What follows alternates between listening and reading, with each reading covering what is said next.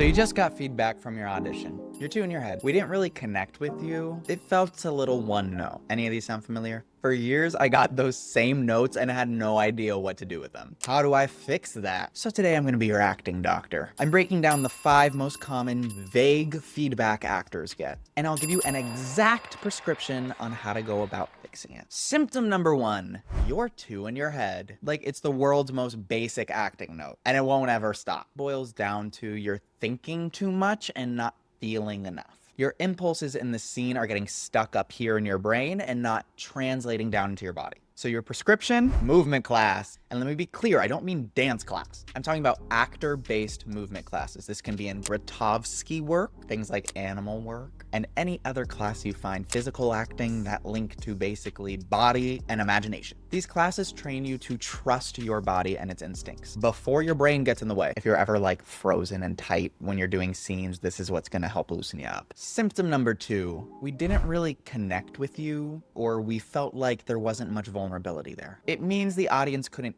feel your inner life. They could see it technically, but they weren't feeling it. Talking more woo-woo vibe energy-wise. Now I'm gonna say most people from this note jump right into, I need to do more Meisner work, which is great. But the class I've seen the most growth in this area from myself and peers has been voice and speech work, especially Linklater-based training. People think it's a lot of vocal technique. Oh, I don't fry out my voice, but it's actually about a lot of emotional release. You learn how your breath and your vibrations and resonance actually ground and open you up in scene work. It unlocks vulnerability. And then the voice becomes a bridge between what you're feeling and what the audience feels. A lot of this work taught me how to stop forcing vulnerability and instead start actually just allowing it. Symptom number 3, your performance was a little one note. This means that your scene started and ended within the same pitches. No variety, no discoveries from the character. We just kind of watched you do something. The fix? Improv.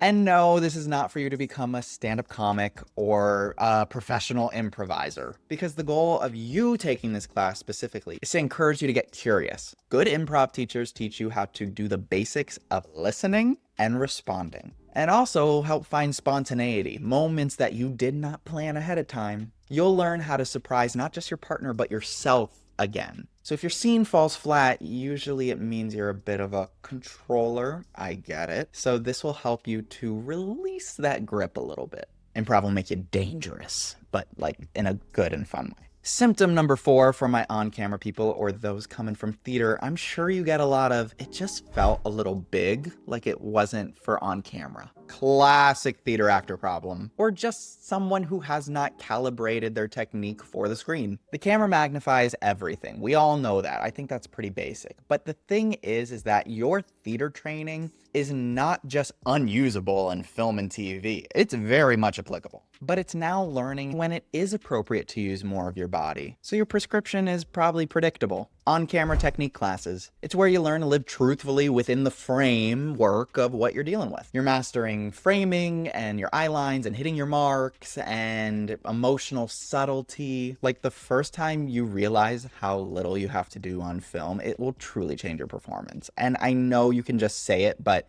there's more outlined nuances within that statement itself. So I would really recommend a class.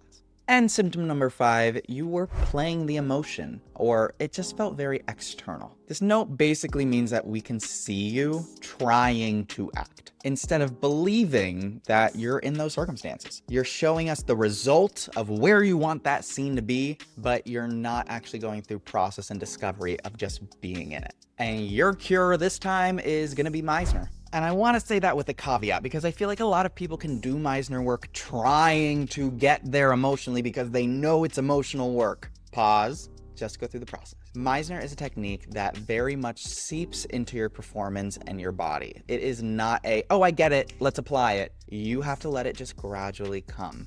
The goal of it is to help rewire you to not just go at your partner, but actually respond and work with them with a give and take.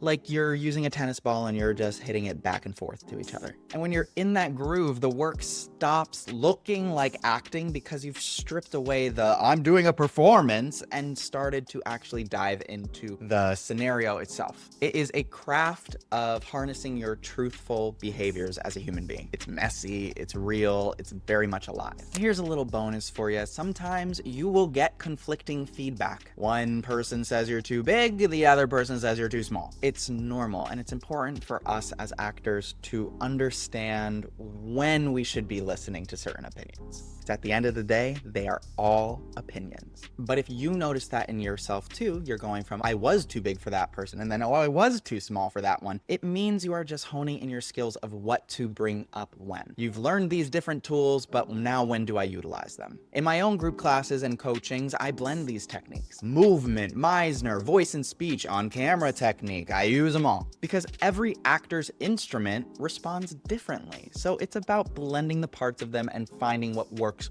personally for you. I've done the deep dives into all of them so that you don't have to. So next time you get feedback, don't panic, diagnose it. Every note you get is just data about what muscle you should be working on next. Acting isn't about fixing a problem, it's about building awareness. So if this helped you, drop a comment with the last piece of feedback you got and what you did about it. I'll comment back and let you know what class I think you should go do next based on that advice. And if you want personalized feedback or to join any of my acting classes or coaching sessions, my links are down below. I'd love to work with you. All right, feel free to like, comment, and subscribe. Hit the bell. Check out the hype feature if it's there. I don't really know how that works, YouTube, but click it.